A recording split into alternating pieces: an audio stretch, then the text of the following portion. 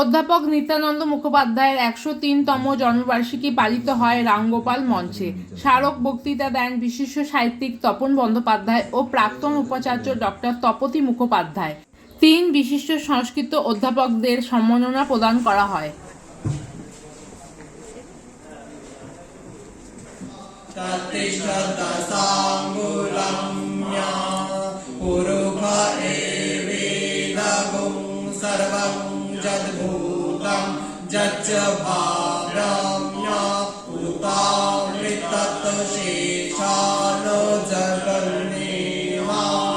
জন্মদিন আমরা পালন করছি, তার 103 বয়স।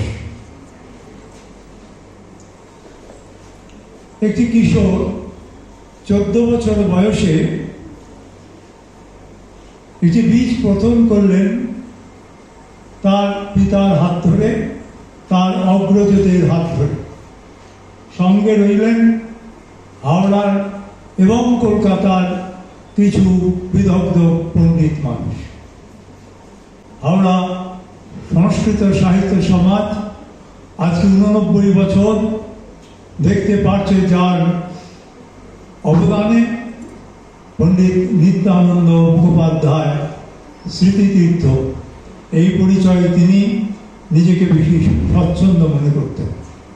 কোনো স্কুলে পড়েন সেই মানুষ এইরকম একটি কর্মকাণ্ডের মধ্য দিয়ে এই প্রতিষ্ঠানকে সর্বত্র পরিচিত করলেন। আমরা এখানে বিনা বেতনে ছাত্রদের রেখে পড়াতে চাই না। আমি এখনো বলছি, আপনারা দিন ছাত্র, আমরা এখানে রাখবো ছাত্রদের পড়াবো। যারা এসে পড়বেন বিদ্যালয় থেকে বিশ্ববিদ্যালয় স্তর পর্যন্ত সমস্ত শিক্ষার ব্যবস্থা আমরা করবো সংস্কৃতে। ছাত্রদিন একটি মেয়ে পড়া সব সেই অনুবাদটা সে হয়ে গেছে, খুব চমৎকার অনুবাদ করেছেন। এটা হয়তো ইংরেজিতে বেরোবে। এই হচ্ছে কালিদাস লিখতে গিয়ে সংস্কৃত নাটক, সংস্কৃত কাব্য নিয়ে আবার একটি পাঠ, সেই পাঠের একটু অংশ আপনার সাথে আমি ভাগ করে দিলাম। আমার কথা এখানে শেষ।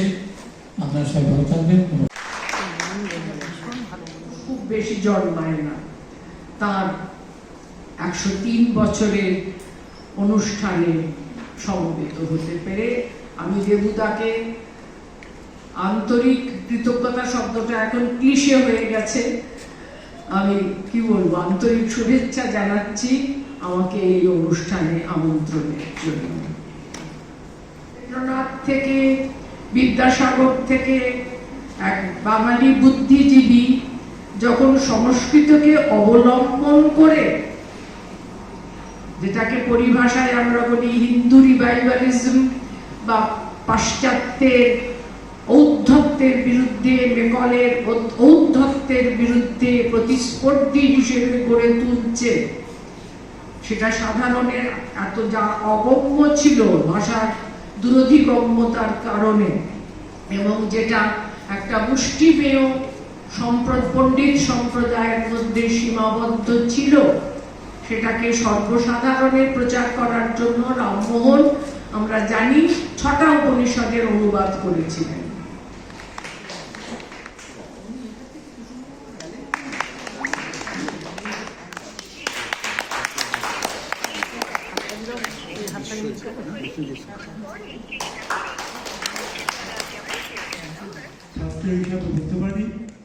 সেটা বেশিরভাগ সঙ্গ অভিলাষী ঝাঁপ দিলে সদা মায়ার কবলে ভরি কি, বিনা সাধনেতে মেলে ভরি কি, বিনা সাধনেতে মেলে। হরি পদে ভক্তি দিতে নারে শক্তি, হরি পদে ভক্তি দিতে নারে শক্তি, আসক্তি নিবৃত্তি দিতে না বলে হরি কি, বিনা সাধনেতে মেলে হরি কি, বিনা সাধনেতে মেলে। নন্দিত করো, নন্দিত করো, নন্দিত করো হে। অন্তর মম বিকশিত করো, অন্তর তর হে। নির্মল করো, উচ্চ উজ্জ্বল করো, সুন্দর করো হে।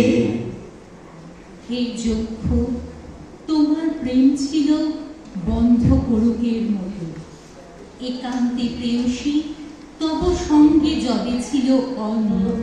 সে তৃষায় আমার জাগায়ও না, যে তৃষা জাগিবে তোমারে হারাবো, সে তৃষায় আমার জাগায়